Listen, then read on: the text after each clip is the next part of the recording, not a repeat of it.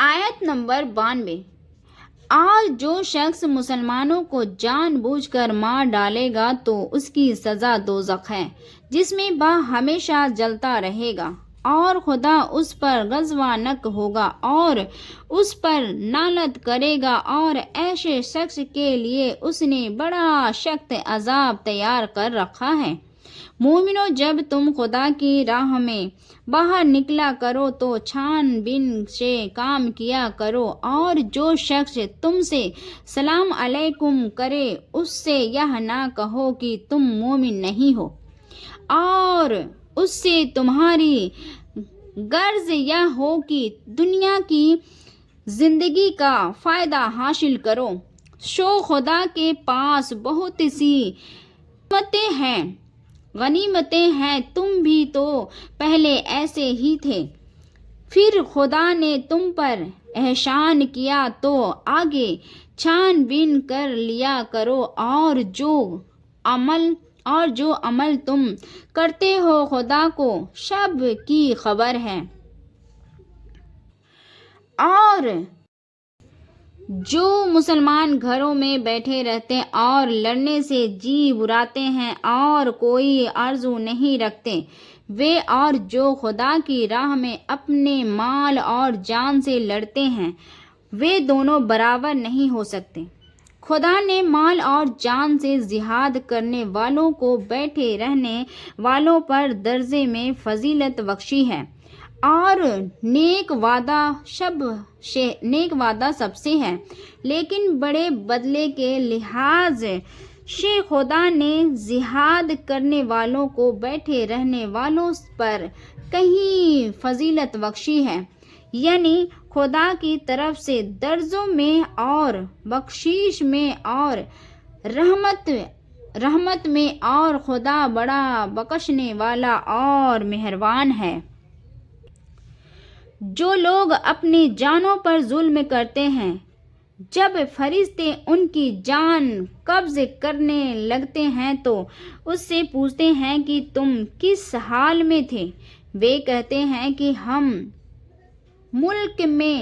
عزیز و نتواب تھے۔ فرشتے کہتے ہیں کیا خدا کا ملک فراخ نہیں تھا کہ تم اس میں ہجرت کر جاتے؟ ایسے لوگوں کا ٹھکانہ دوزخ ہے، اور بہت بری جگہ ہے۔ ہاں، جو مرد اور عورتیں اور بچے بے بس ہیں کہ نہ تو کوئی چارہ کر سکتے ہیں اور نہ راستہ جانتے ہیں، قریب ہے کہ خدا ایسوں کو معاف کر دے، اور خدا معاف کرنے والا اور بخشنے والا ہے۔ اور جو شخص خدا کی راہ میں گھر بار چھوڑ کر وہ زمین میں بہت سی جگہ اور پھیلاؤ پائے گا، اور جو شخص خدا اور اس کے رسول کی طرف ہجرت کر کے گھر سے نکل جائے، پھر ان کو موت آ پڑے تو اس کا ثواب خدا کے ذمہ ہو چکا، اور خدا بخشنے والا مہربان ہے۔ آیت نمبر 100۔ اور جب تم سفر کو جاؤ تو تم پر کچھ گناہ نہیں کہ نماز کو کم کر کے پڑھو، بشرطے کہ تم کو ڈر ہو کہ کافر لوگ تم کو ایذا تکلیف دیں گے، بے شک کافر تمہارے کھلے دشمن ہیں۔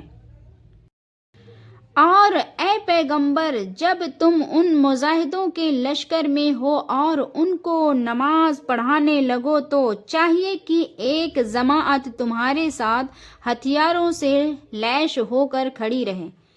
جب وہ سجدہ کر چکے تو پیرے ہو جائیں، پھر دوسری جماعت جس نے نماز نہیں پڑھی ان کی جگہ آئے اور ہوشیار اور ہتھیاروں سے لیس ہو کر تمہارے ساتھ نماز ادا کرے۔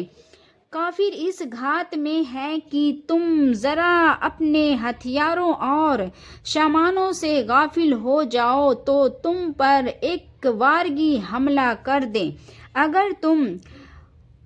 بارش کی وجہ سے تکلیف میں ہو یا بیمار ہو تو تم پر کچھ گناہ نہیں کہ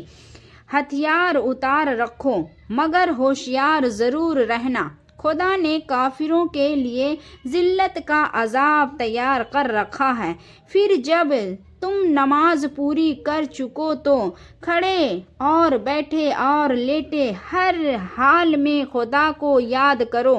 پھر جب ڈر جاتا رہے تو اس طرح سے نماز پڑھو جس طرح امن کی حالات میں پڑھتے ہو۔ بے شک نماز کا مومنوں پر مقرر وقتوں میں ادا کرنا فرض ہے، اور کفار کا پیچھا کرنے میں سستی نہ کرنا۔ اگر تم بے آرام ہوتے ہو تو جس طرح تم بے آرام ہوتے ہو اسی طرح بھی بے آرام ہوتے ہیں، اور تم خدا سے ایسی امیدیں رکھتے ہو جو وہ نہیں رکھ سکتے، اور خدا سب کچھ جانتا ہے اور بڑی حکمت والا ہے۔ اے پیغمبر، ہم نے تم پر سچی کتاب نازل کی ہے تاکہ خدا کی حکمتوں کے مطابق لوگوں کے مقدموں کا فیصلہ کرو، اور دیکھو دغابازوں کی حکمت میں کبھی بحث نہ کرنا۔